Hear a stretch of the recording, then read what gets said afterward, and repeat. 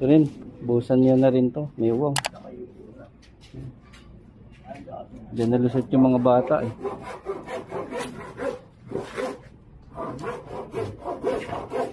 Busan nyo na rin ng ano, semento.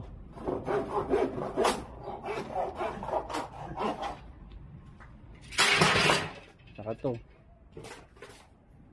Ayusin na rin natin yan, tay.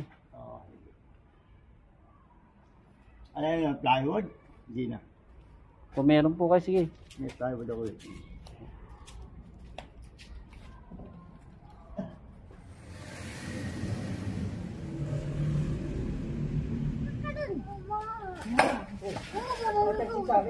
Kasi dyan, anong dami gagawin niya?